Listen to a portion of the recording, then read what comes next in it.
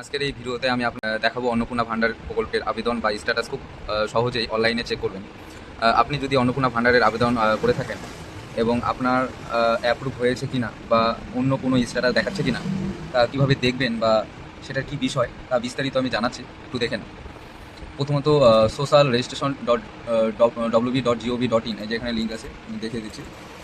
এই ওয়েবসাইটে আসবে, আসার পর এরকম প্রথমে এইরকম একটা ইন্টারফেস আসবে, citizen and family log in বলে এক্সেস সিটিজেন পোর্টাল, এখানে ক্লিক করবে। করার পর অ্যাপ্লিকেশন লগ ইন বলে একটা অপশন আসবে। আসার পর এখানে ডিস্ট্রিক্ট উল্লেখ করতে হবে, দক্ষিণ দিনাজপুর হলে দক্ষিণ দিনাজপুর। এখানে যেই নম্বর দিয়ে অ্যাপ্লিকেশন করা ছিল আগে, সেই নম্বরটা এখানে দিতে হবে। আমি সেই নম্বরটা এখানে টাইপ করছি এবং এখানে যা ক্যাপচার কোড আছে ক্যাপচার কোডটা এখানে দিতে হবে, সেম টু সেম।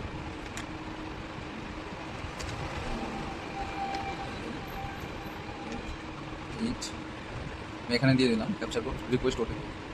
তারপরে লগ ইন অ্যাপ্লিকেশন বলে সেই নম্বরে একটা 6 সংখ্যার ওটিপি আসবে, 6 সংখ্যার। যাই হোক, দেখিয়ে দিচ্ছি।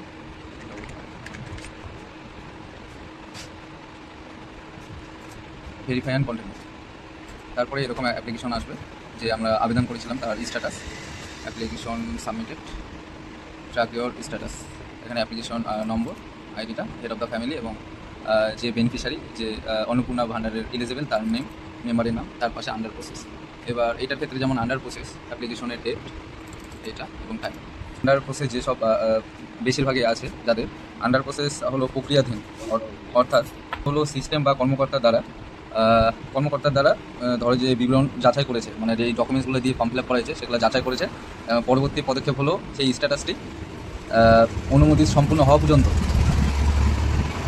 অপেক্ষা করতে হবে, যে এটা যত সম্ভব টাকা ঢুকে যাবে, অ্যাপ্রুভ হয়ে যাবে, সমস্যা নেই, এটা কোনো কিছু করতে হবে না।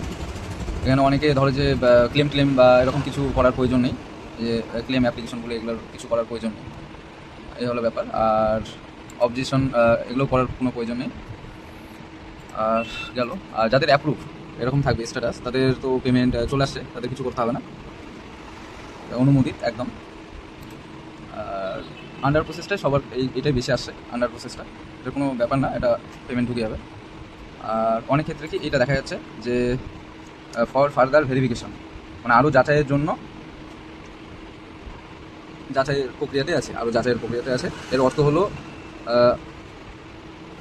অনুমোদন বা প্রত্যাখ্যান না করে কর্মকর্তা, যারা অফিসের যারা আছেন তারা ম্যানুয়ালি যাচাইয়ের জন্য সম্ভবভাবে আটকে রাখা হয়েছে, এ হলো ব্যাপার। মানে ভেরিফিকেশন চলছে, ডকুমেন্টসগুলো দেখছে, সেইটা কোনো কারণবশত এখন আটকে আছে, এটা থাকার পর আন্ডার প্রসেস, যদি সব কিছু ঠিকঠাক থাকে আন্ডার প্রসেসে যাবে। আবার অনেক ক্ষেত্রে দেখা যাচ্ছে যে এরকম আসে, reject and maybe further verified.